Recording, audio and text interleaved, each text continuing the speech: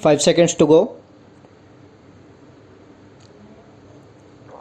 The Industrial Policy Resolution of 1948 was good so far as it went, but unfortunately, the spirit of it could not be understood or appreciated by the common man in this country.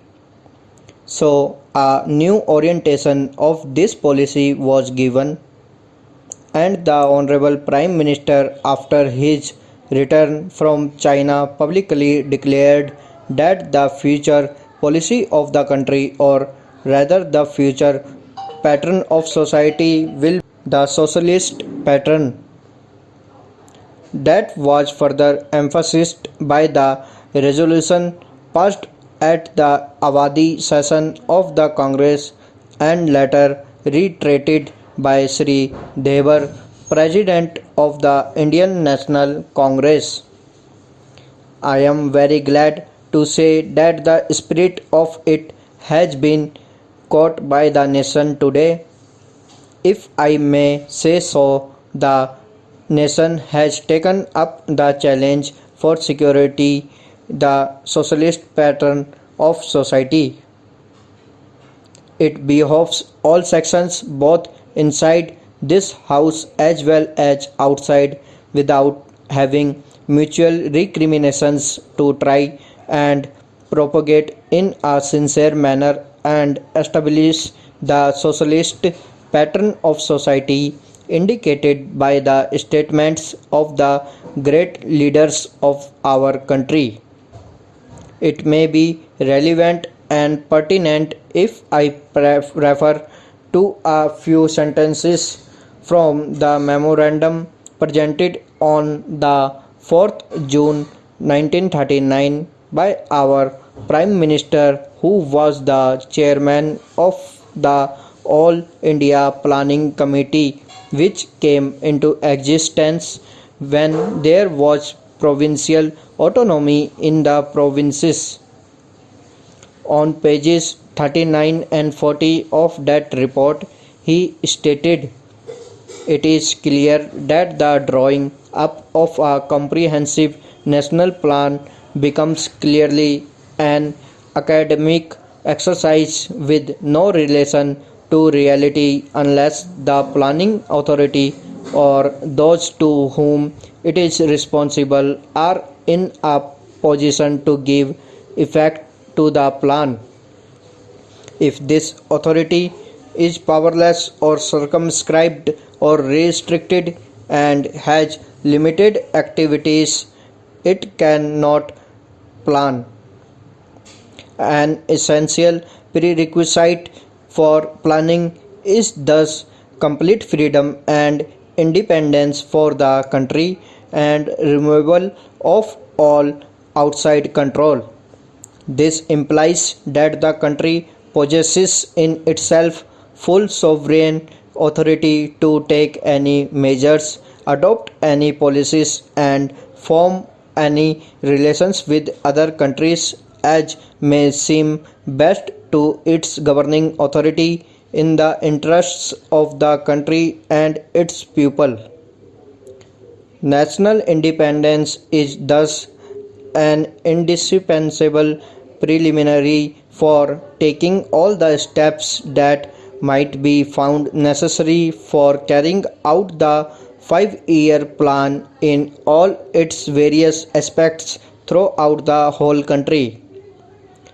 At the present moment, it is clear that not only have we in India no national independence, but we are hedged in and obstructed by numerous restrictions, limitations, safeguards, and reservations which block the path to planning and progress.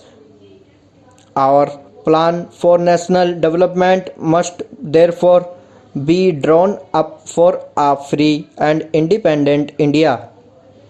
Thanks to the sacrifices made by millions of our countrymen and countrywomen under the leadership of the father of the nation, Mahatma Gandhi, we have today secured complete sovereign political independence at a time when the nations of the world were engaged in the bitterest struggle using all the weapons of destruction. If therefore we have secured political independence during the period of a quarter of a century, it should not be difficult, especially when we are today masters in our own country, to secure a socialist pattern of society as has already been indicated. But it requires the assistance, the propaganda, the active work of all those who are interested in this. I am sure so long as my honorable friends, the minister, the deputy minister, and the other minister who represent the commerce and industry ministry can give us an assurance that the capitalist pattern would be avoided, some of us who believe in a cent per cent socialist democracy give an undertaking that certainly totalitarian policy will not be introduced in this country, because we have believed all along during the fight that we have given to the British government when we secured political independence that we shall try to maintain democracy undiluted and a socialist democracy at that. I am absolutely certain that in this country of ours, liberty of thought, liberty of speech, and liberty of action will be guaranteed to every citizen to express his views in the manner he pleases. I therefore assure my honorable friend that so long as we do not, in the garb of a socialistic pattern, support a capitalist system, India will stand 100% for a socialist democracy. Now, luckily for us, the fundamental rights of the Constitution have declared that a citizen would be assured of many of the social amenities which will give reasonable comfort from the womb to the grave. But mere enunciation, as I have said many times, will not satisfy the common man unless the saying is put into effect. I am absolutely certain, therefore, that so long as there is a determination on the part of our countrymen, we will be in a position to secure a socialist pattern of society. It is not even possible to draw up a plan on any other basis.